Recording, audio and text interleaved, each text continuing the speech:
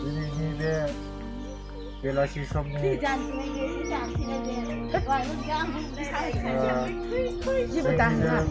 क'क्राझार जिल्लानि सिङाव थानाय कसुगाव ओनसोलनि फिसा थानाय रिजार्भ ओनसोलनि पल'दाबि गामियाव दान्दिसे समनि थाखाय जों मोनसे हाबाफारि लादों।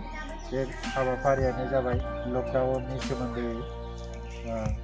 दा दिनै लकडाउन जानाय लोगो लोगोनो गोबाव सम जाबोबाय लकडाउन जानाया बा ताला बन्द'। बेनि गेजेराव जोंनि पल'दाबि गामियाव गोबांथार गोरिब गुन्द्राफोर दङ।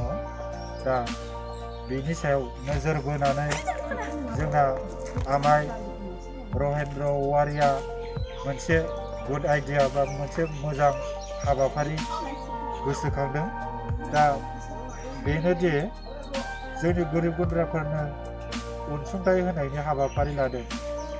सिगाङाव जाबोबाय थानाय जोंनि मानगोनां प्राइम मिनिस्टार श्री नरेन्द्र मदि बिथाङाबो बे बोसोनखौ होबोबाय थादों। सोरबाफोर हायोबा रायजो राजाफोरखौ हाजासे मददखौ हो बिदि होनबोबाय थाखादों। दा बेनि बेलायावनो जोंना आमाय रहेन्द्र औवारिया जोंनि पल'दाबि गामिनिफ्राय आमाया जोंना आसाम राइफल आर्मि मावो।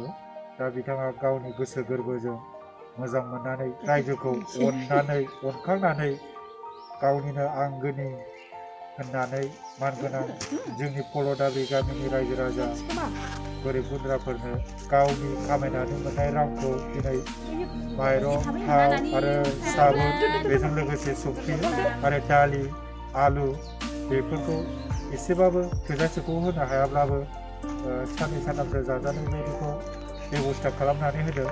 दा बिनि सायाव ओरै मानगोनां रायजो राजाफ्राबो लाइनाव गसंनानै दङ। जोङो दा बिथांमोननो हरनाय जासिगोन। जोंनि